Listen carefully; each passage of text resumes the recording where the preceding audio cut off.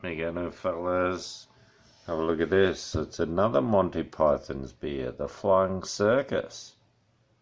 You kidding? A very silly IPA. Well, at 4.5%, it's pretty silly because it doesn't really class as an IPA. I think, honestly, in my book, if it's not like 5.5, 5.8, it's not really Indian Pale Ale. It can't be. It's not going to travel well. It's got to be like high percentage of alcohol to be an Indian Pale Ale.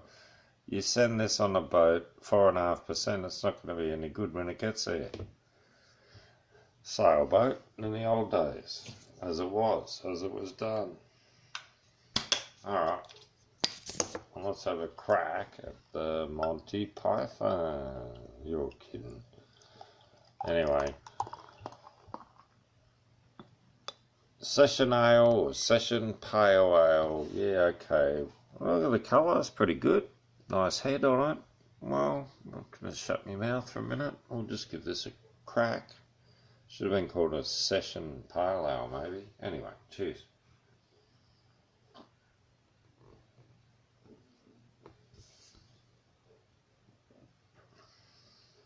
It's actually got a little bit of grunt.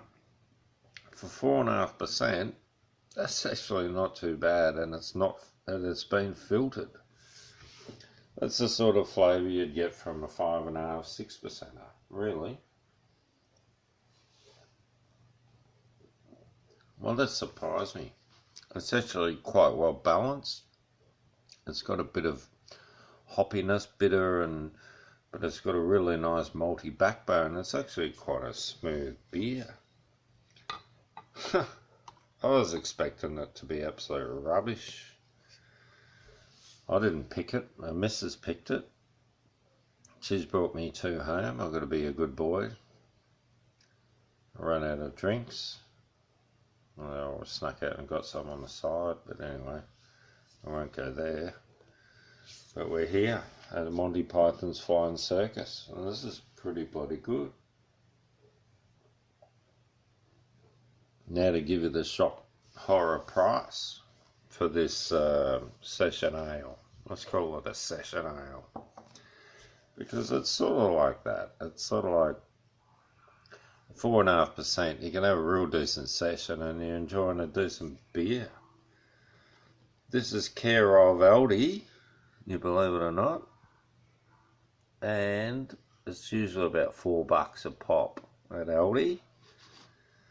The missus has come home with 2 for $4. $2 each at the moment on special. Now we're paying the prices the rest of the world pays for beers. When they drop it in half at Aldi. You're kidding. Aldi charge usually like double what the rest of the world charges, and it's like half price for Australia. It's ridiculous. You get ripped off. Alright, I've had half a D already, 6.5ers. I whipped in another one just to be happy. The Hop Thief, but I've been drinking and I've been doing it quite a bit. The Grim Bergen Blonde, 6.5%, $22 down at the local bottler. I bought about 10 of them, I reckon, 10 6-packs. More, I don't know, the flavour's alright, and the percentage is good on the Grim Bergen. It's handy. And it's close, and it's like an all-rounder. It's an easy drinker. Well, this is pretty much similar. 4.5%. It's cheap, $2 each, and they're big bots.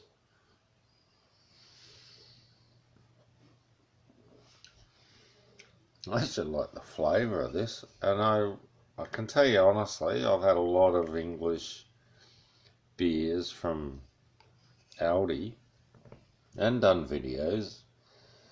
And if you go and watch them, I'm not real happy. And there's not really one of them I really give a good wrap up. I might say, oh, it's okay. But this one, I'm going to give it a wrap up. I actually like the taste of this. This is like a a $6 a small stubby sort of taste. And you get 500ml and $2, you're kidding.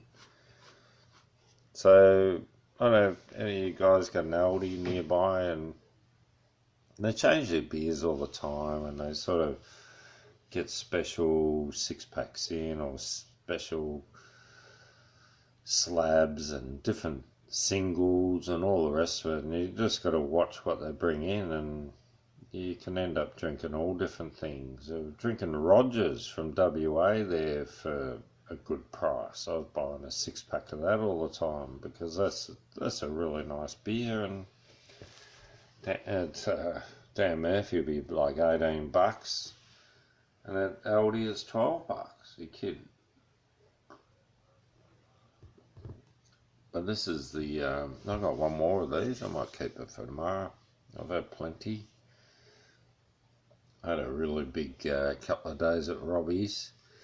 Slept in this morning when I got home. Oh, I went to bed about 12:31. I got up about 9, which is pretty rare for me. I'm usually up around 6. And well, it was dark this morning and it was cold, so it allowed me to have a sleep. You know what it's like when it's too hot, you can't sleep.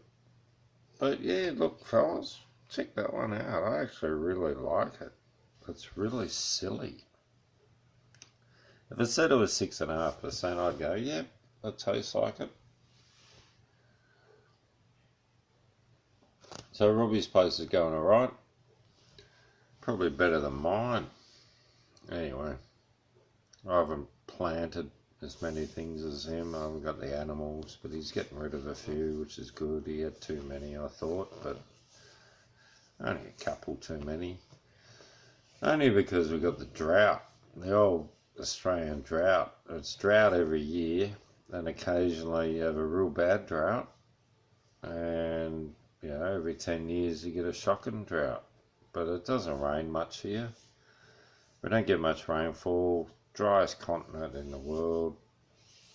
We can't. Well, they want us to bring in another couple of 100 million Africans and Muslims. It's not about where they're from or who they are. You could bring in 100,000 Europeans or 1 million, but not 100 million. You know what I mean? Get realistic. The country's not surviving.